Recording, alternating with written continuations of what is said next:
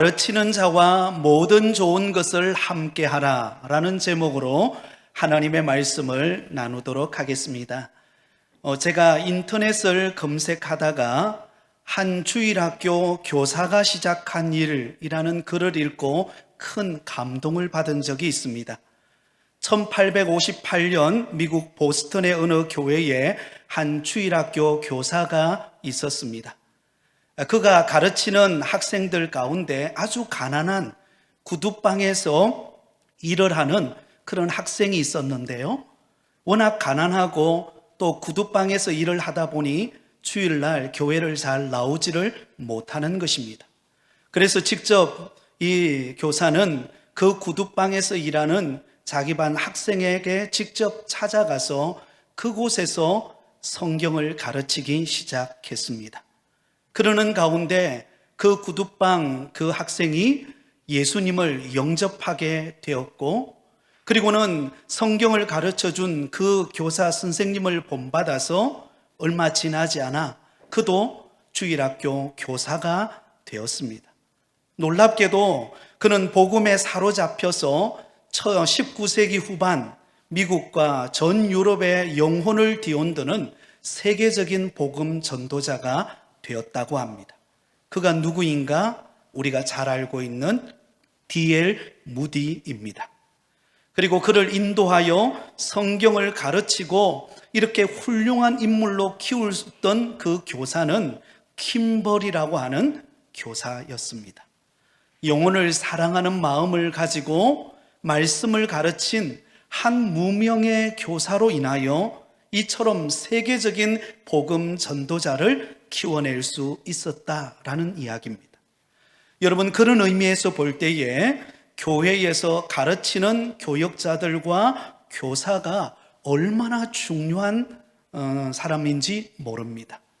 성경에 보면 가르치는 자의 중요성에 대해서 말씀하고 있는 곳이 참 많이 나옵니다. 호세아서 4장 6절에 이렇게 기록하고 있습니다.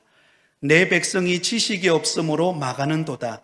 내가 지식을 버렸으니 나도 너를 버려 내 제사장이 되지 못하게 할 것이요, 내가 내 하나님의 율법을 잊었으니 나도 내 자녀들을 잊어버리리라. 무슨 말입니까? 그 당시 하나님의 말씀을 가르치고 이끌어야 하는 제사장들이 하나님의 백성들에게 제대로 말씀을 가르치지 않았다는 것입니다. 그 일로 인하여 어떤 안타까운 일이 벌어졌습니까? 하나님의 백성들이 하나님을 알고 하나님을 섬겨야 될 백성들이 하나님을 아는 지식이 없고 그로 말미암아 하나님을 떠나버림으로 결국은 이스라엘이 멸망하는 결과를 가져오게 되었다는 것입니다. 그 당시 북이스라엘은 영적으로 완전히 타락한 시대였습니다. 겉으로는 하나님을 믿는다라고 하면서 실제로는 하나님을 아는 지식이 없었습니다. 지도자들은 도덕적으로 타락했고, 그리고 백성들에게 말씀을 가르쳐야 될 영적 지도자였던 제사장들조차도 하나님의 말씀을 무시하고 우상 숭배하는 일이 벌어졌습니다. 결국 그 일로 인하여 나라가 멸망당하게 되었던 것입니다. 만일 여러분 그때에 누군가가 깨어서 그 백성들에게 하나님의 말씀을 제대로 가르쳤다면, 하나님을 아는 지식에 대하여 어떻게 하나님을 섬겨야 될지를 분명하게 가르쳤다면 이스라엘이 망하지 않았을 것입니다. 여러분, 그러므로 말씀을 제대로 가르치고 그 말씀의 가르침을 받아서 순종하며 살아가는 이 일이 얼마나 중요한 일인지 모릅니다. 여러분, 이것은 사사기 시대 때도 마찬가지입니다. 사사기 시대는 암울한 시대였습니다. 왜 암울한 역사를 가진 시대가 될 수밖에 없었을까요? 바로 신앙교육의 단절 때문이었습니다. 사사기서 2장 7절과 사사기서 2장 10절에 보면 그 당시의 상황을 이렇게 말씀하고 있습니다. 사사기 2장 7절에 백성이 여호수아가 사는 날 동안과 여호수아가 뒤에 생존한 장로들 곧 여호와께서 이스라엘을 위하여 행하신 모든 큰 일을 본 자들이 사는 날 동안에 여호와를 섬겼더라. 자, 그런데 2장 10절을 보세요. 우리 같이 한번 읽겠습니다. 시작. 그 세대의 사람도 다 그 조상들에게로 돌아갔고 그 후에 일어난 다른 세대는 여호와를 알지 못하며 여호와께서 이스라엘을 위하여 행하신 일도 알지 못하였더라. 아멘. 자, 여러분, 사사기서 2장 7절과 사사기서 2장 10절에 보면 두 세대의 사람이 등장합니다. 하나는 하나님의 영광스러운 임재와 능력을 체험하고 하나님이 그들과 함께함으로 놀라운 역사를 이루신 사건을 경험했던 기성세대를 말합니다. 이들이 누구입니까? 여호수아와 여호수아 뒤에 생존한 장로들, 곧 이스라엘을 위하여 행하신 모든 큰 일을 본 자들이 살던 시대를 말합니다. 하나님이 약속하신 가나안 땅에 들어가서 그 가나안 땅을 정복하고 그 땅에 하나님의 나라가 세워지는 일들을 생생하게 목격하고 체험했던 기성세대를 말합니다. 자, 그러나 또 다른 한 세대가 있습니다. 오늘 본문 2장 10절에 보면 다른 세대라고 표현하고 있습니다. 여러분, 다른 세대라는 말과 다음 세대라는 말은 전혀 다른 의미를 가지고 있습니다. 다음 세대라고 하는 의미는 가르침을 통해 신앙 교육이 잘 전수되어진 세대를 일컬어서 다음 세대다, 그렇게 말합니다. 비전이 있는 것이죠. 미래가 있는 것이죠. 그러나 다른 세대는 다릅니다. 다른 세대는 어떤 세대입니까? 가르침이 없고 신앙 교육이 제대로 전수되어지지 않는 세대를 말합니다. 그러니 다른 세대에 속한 그들은 이전에 그들이 조상이 섬겼던 그 하나님, 그들의 신앙의 선배들이 경험했던 하나님, 그 하나님은 온데간데 없는 거예요. 이제는 그들은 현실에 주어진 삶에 함몰되어서 하나님을 잊어버리고 살아가는 시대가 되어버리고 말았다는 것입니다. 진정한 하나님의 말씀에 가르침이 없는 다른 세대가 되었을 때 무슨 일이 벌어졌습니까? 하나님께서 이스라엘 백성들을 징계하시고 주변 강대국들로부터 노략질을 당하고 결국은 멸망당하는 고통을 겪는 세대가 되어버렸다는 것입니다. 결국 무엇을 말하고 있습니까? 하나님의 말씀에 가르침이 없는 곳, 하나님의 말씀의 가르침을 받으나 그 말씀의 가르침대로 행하지 않을 때 여러분, 그 교회의 운명과 그 나라의 운명은 하나님의 진노일 수밖에 없다는 것을 말합니다. 그러므로 교회는 어떤 곳이 되어야 합니까? 끊임없이 하나님의 말씀에 가르침이 있고 그 말씀의 가르침을 받아 순종하는 믿음의 성도들이 있는 곳, 이곳이 교회인 줄 믿습니다. 그곳에 미래가 있는 것입니다. 그래서 여러분, 성경에 보면 가르쳤던 스승과 가르침을 받았던 제자들이 나옵니다. 모세는 여러분, 그에게는 눈의 아들 여호수아라고 하는 종이 있었습니다. 그래서 늘 여호수아는 모세의 가르침을 받고 그 모습을 지켜보면서 후대에 이스라엘 백성들을 이끌고 가나안 땅을 정복하는 위대한 인물이 될 수 있었습니다. 엘리야, 구약 시대를 대표하는 엘리야 선지자에게는 엘리사라고 하는 제자가 있었습니다. 그리고 신약에 와서 바울에게는 디모데라고 하는 제자가 있었습니다. 가르치는 자와 가르침을 받는 자를 통하여서 믿음이 전수되어져 가는 역사가 일어났다는 것입니다. 그러므로 우리 부곡교회도 주의 종들을 통하여, 우리 교사들을 통하여 말씀이 끊임없이 가르쳐지고 그 말씀을 통하여 은혜 받은 성도들은 그 말씀대로 순종하는 교회가 되므로 건강한 교회로 성장하는 은혜가 있으시기를 예수님의 이름으로 축원드립니다. 자, 그런 의미에서 오늘 우리가 함께 읽었던 이 짧은 한 구절, 사도 바울이 특별히 가르침을 받는 자에게 부탁하는 권면의 말씀입니다. 어떤 말씀일까요? 오늘 본문 갈라디아서 6장 6절 우리가 다시 한번 더 의미를 생각하면서 우리 같이 한번 읽겠습니다. 시작. 가르침을 받는 자는 말씀을 가르치는 자와 모든 좋은 것을 함께 하라. 여러분, 말씀을 가르치는 교역자와 교사들이 교회에 있습니다. 그리고 그 말씀의 가르침을 받는 우리 성도들이 어떻게 해야 되는가? 가르치는 자와 모든 좋은 것을 함께 하는 성도가 되어야 합니다. 이것이 바로 성경이 우리에게 말하고 있는 내용입니다. 자, 그렇다면 오늘 이 시간에 특별히 스승의 주일을 맞이하여 가르침을 받는 우리 성도들이 말씀을 가르치는 스승인 목회자와 교사들을 대할 때 우리가 어떻게 대하는 것이 모든 좋은 것을 함께 하는 것인가? 그 실천 방법에 대하여 몇 가지 나누고 함께 말씀의 은혜를 나누도록 하겠습니다. 그 첫 번째는 가르치는 자의 영적 권위를 인정하고 존중하라는 것입니다. 여러분, 가르치는 자와 모든 좋은 것을 함께하는 출발은 무엇인가? 가르치는 자의 영적 권위를 인정하고 존중하는 것입니다. 사도 바울은 믿음의 아들이자 젊은 목회자였던 디모데를 통해 성도들에게 이렇게 권면하고 있습니다. 디모데전서 5장 17절입니다. 같이 읽겠습니다. 시작. 잘 다스리는 장로들은 배나 존경할 자로 알되 말씀과 가르침에 수고하는 이들에게는 더욱 그리할 것이니라. 아멘. 여러분, 사도 바울이 디모데를 통하여 성도들이 가르침을 받는 성도들이 행해야 되는 행동을 이야기하면서 성도들로 하여금 존경해야 될 사람이 있다라는 것입니다.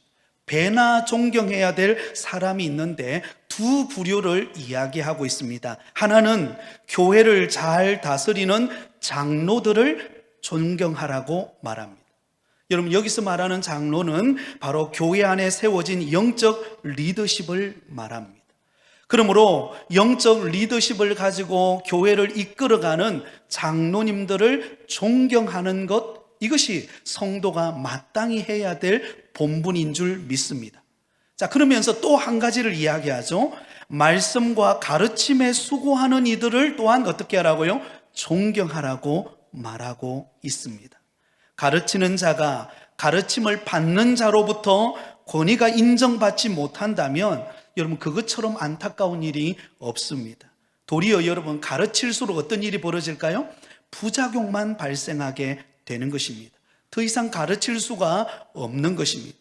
그래서 가르침을 받는 자가 가져야 할 제일 중요한 덕목은 가르치는 자의 영적 권위를 인정하고 존중하는 것입니다.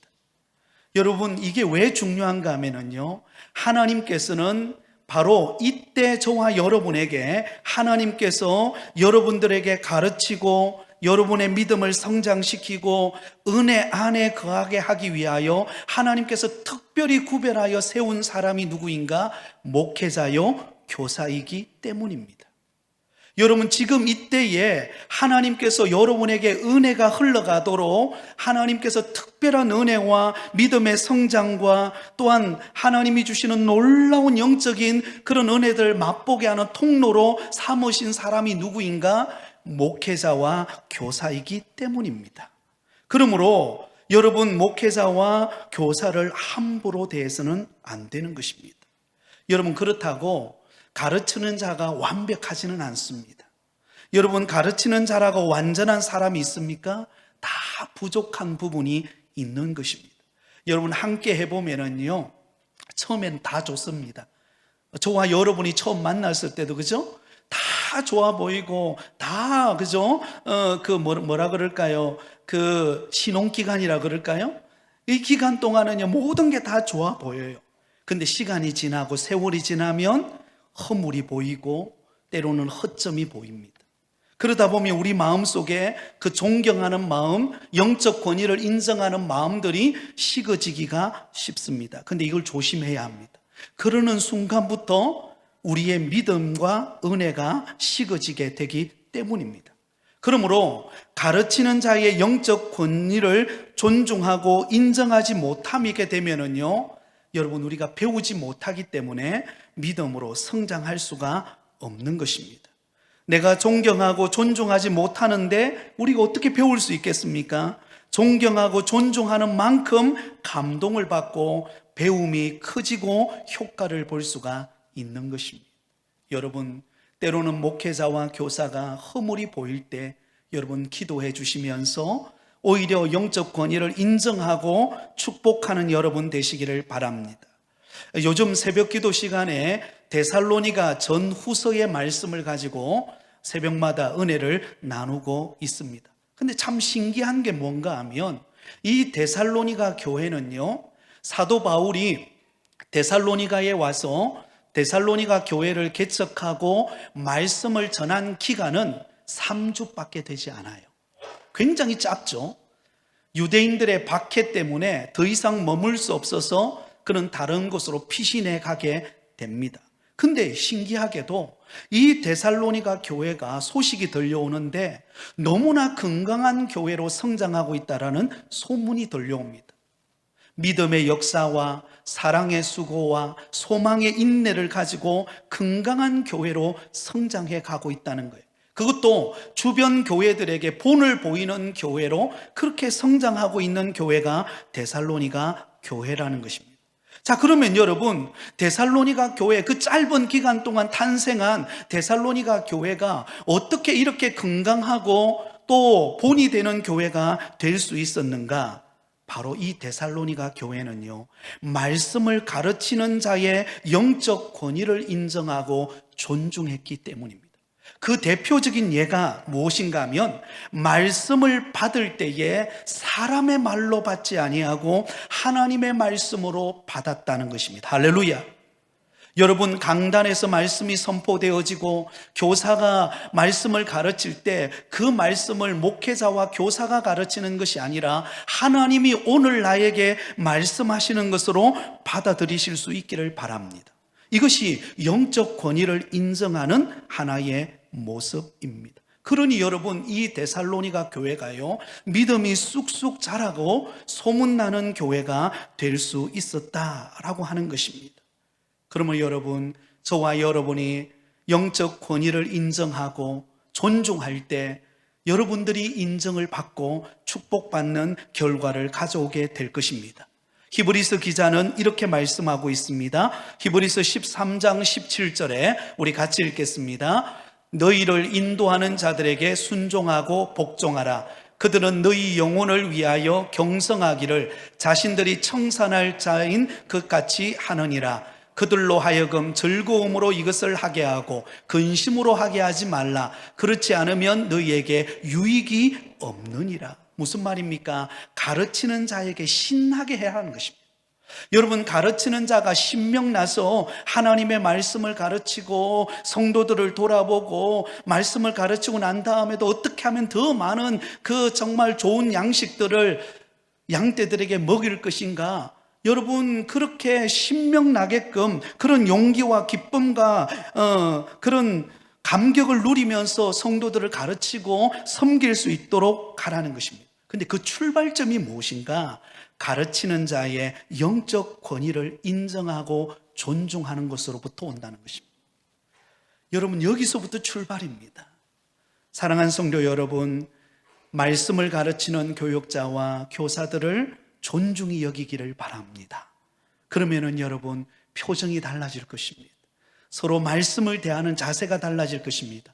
그러다 보면은요, 나도 모르는 사이에 우리의 믿음이 쑥쑥 자라는 은혜를 경험하게 되어질 줄 믿습니다. 자, 두 번째, 모든 좋은 것을 함께 하라고 할 때에 우리가 실천해야 될 사항이 무엇일까요? 가르치는 자를 위하여 사랑으로 기도하라는 것입니다. 여러분, 사도 바울은 13권의 서신서를 기록했습니다.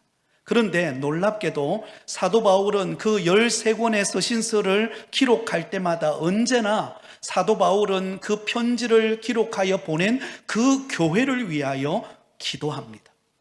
또한 그가 그 교회를 위하여 기도했을 뿐만 아니라 자신을 위하여 기도해달라고 요청합니다. 중보기도를 요청해요.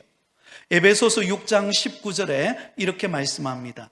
또 나를 위하여 구할 것은 내게 말씀을 주사 나로 입을 열어 복음의 비밀을 담대히 알리게 하옵소서 할 것이니. 여러분, 사도 바울은 에베소 교회에 편지를 써서 보내면서 나를 위해 기도해 달라. 어떤 기도 제목을 나누었습니까? 나로 입을 열어 복음의 비밀을 담대하게 알리도록 기도해 달라. 담대하게 하나님의 말씀을 전하고 어떤 핍박과 고난 가운데서도 굴하지 아니하고 하나님의 말씀을 담대하게 전할 수 있는 그런 은혜를 허락해 달라고 기도 요청을 했습니다. 그 기도 요청을 받았던 에베소 교회 성도들이 사도 바울을 위하여 늘 주야로 기도했죠.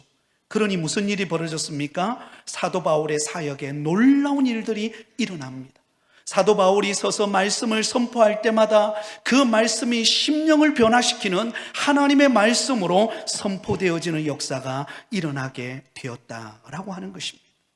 사랑하는 성도 여러분, 말씀을 가르치고 복음을 전하는 일에 있어서 무엇보다도 필요한 것이 기도입니다. 왜냐하면 말씀을 가르치고 양육하고 사람을 세우고 훈련하고 성장시키는 일은요, 자신의 힘으로는 안 되기 때문에 그렇습니다. 전적인 하나님의 도우심이 필요한 것입니다.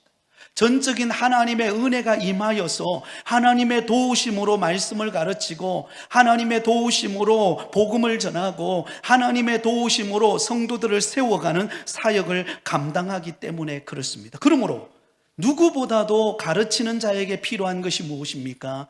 기도입니다. 성도들의 기도예요.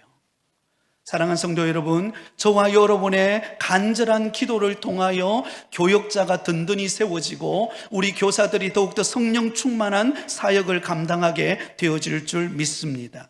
그래서 여러분, 우리 교회도요, 오전 예배가 있기 전에 우리 권사님들이 모여서 요하실에서 예배를 위하여 먼저 기도하지 않습니까?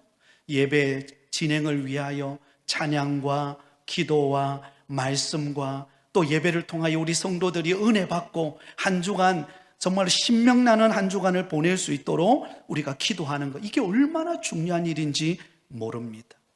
여러분, 우리가 잘 아는 근대 선교의 아버지라고 불리우는 윌리엄 캐리는 인도 선교사로 위대한 업적을 남겼던 선교사였습니다. 그가 인도에서 42년 동안 사역을 했는데요, 45개의 방언으로 성경을 번역했고 수많은 젊은이들을 깨워 세계 선교에 헌신하도록 만들었습니다.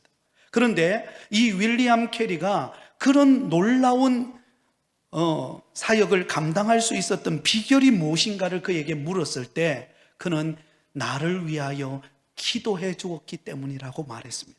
특별히 자신의 배후에서 42년 동안 병석에 누워서 자기를 위하여 기도해 준 그 누님의 기도가 있었기 때문에 이런 놀라운 사역의 열매를 맺을 수 있었다라고 그는 간증하고 있습니다. 사랑하는 성도 여러분, 기도 없이 되는 일이 없습니다. 목회자를 위하여 기도해 주시기 바랍니다. 매일같이 정말로 하나님의 몸된 교회를 사랑으로 목양하고 성도들을 돌아보고 말씀의 은혜로 충만하여 성도들을 섬길 수 있도록 목회자를 위하여 기도해 주시기 바랍니다. 우리 교사들이 성령 충만하고 그 어린 생명들을 가슴에 안을 때마다 심장이 정말로 뜨거워지고 성령으로 충만하여 그 어린 생명들에게 말씀을 신명나게 가르칠 수 있도록 여러분 기도해 주시기 바랍니다. 여러분, 기도하면 하나님의 역사가 나타납니다. 기도하면 우리 주일학교 안에 하나님의 은혜가 임할 줄 믿습니다. 이런 은혜가 있기를 바라요.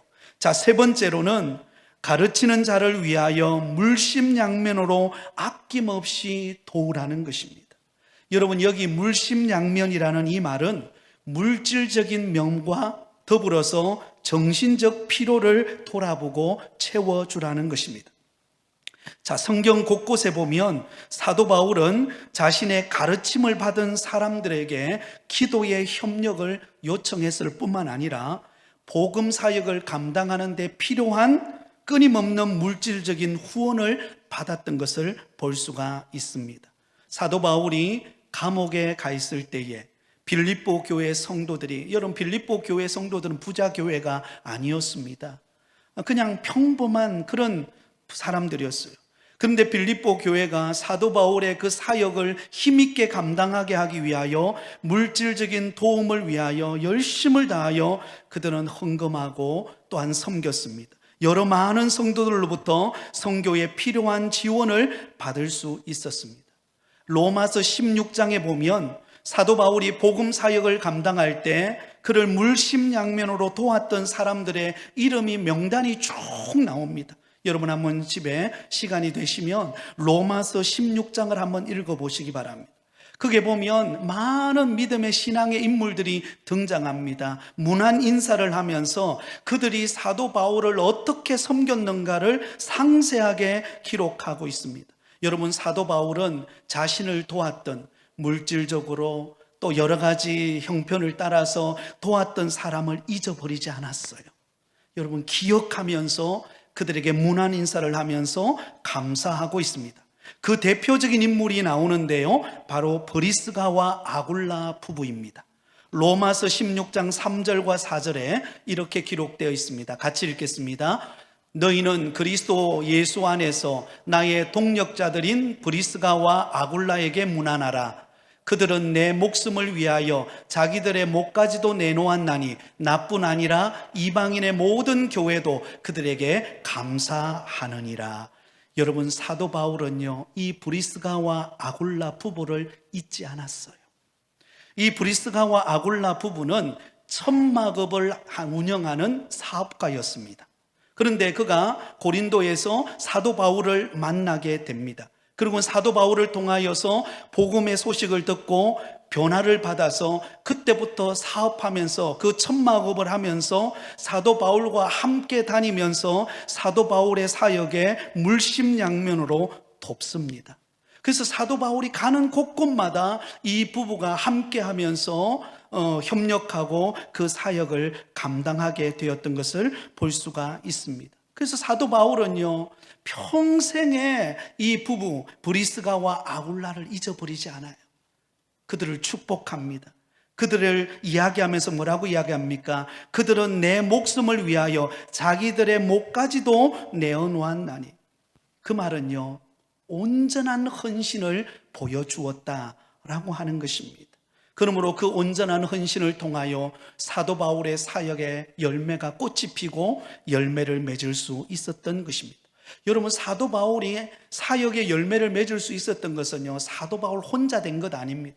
그를 돕고 협력하고 물심양면으로 도왔던 신실한 믿음의 사람들을 통하여 하나님의 역사가 이루어지게 되었던 것입니다. 여러분, 부산에 아주 유명한 교회가 있죠. 수영로 교회라고 하면 아마 다 아실 겁니다. 여러분, 수영로 교회가 참 은혜로운 교회입니다.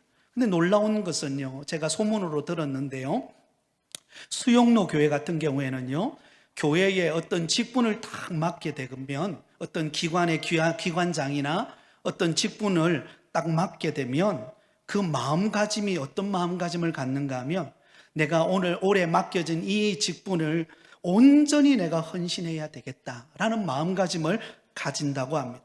그리고는 물심양면으로 돕고 교사들을 섬기고 협력하는 일이 벌어지는데요, 한 해를 딱 마무리했을 때, 다른 부서보다 혹시나 더 못한 섬김에 대해, 더 많이 섬기지 못한 것에 대해서 아쉬워한다라는 것입니다. 저는 소문으로만 들어서 그런가 보다라고 생각을 했지만, 그래도 참 대단하다, 그런 마음 가진다는 게 쉽지가 않은데요, 물질적으로 또 여러 가지 면에서 헌신하고 섬길 때 내가 더 많이 섬기지 못한 것을 아쉬워하며 더 섬기고자 하는 그 마음을 갖는 교회, 그래서 수용로 교회구나라는 생각을 하게 되었습니다. 사랑하는 여러분, 우리 부곡교회도 하나님께서 그런 은혜를 주시기를 원합니다. 물심양면으로 여러분 교육자와 교사들을 섬기시기 바랍니다. 여러분 성경학교나 수련회나 어떤 그런 사역들이 있을 때는요, 여러분들이 정심으로 도와주시기를 바라요. 그러면은요, 그 사역을 감당하는 우리 선생님들이 얼마나 힘이 나겠습니까? 그리고 그 가르침을 받는 학생들은 그 영향을 받게 되어 있습니다. 그러므로 그 은혜가 흘러가는 것입니다. 여러분, 자주자주 교사들에게 식사 대접도 하시기를 바랍니다. 여러분, 식사 대접하면요, 안 잊어먹습니다. 여러분, 부족한 필요들을 채워주기를 힘쓰시기를 바랍니다. 여러분, 성경에는요, 냉수 한 그릇 떠서 나누어 주는 사람을 하나님은 보시고 갚으신다고 말하고 있습니다. 여러분, 이것은 제가 말하는 게 아니라 성경의 가르침입니다. 그러므로 여러분들이 물심양면으로 섬기기를 힘쓰시기를 바랍니다.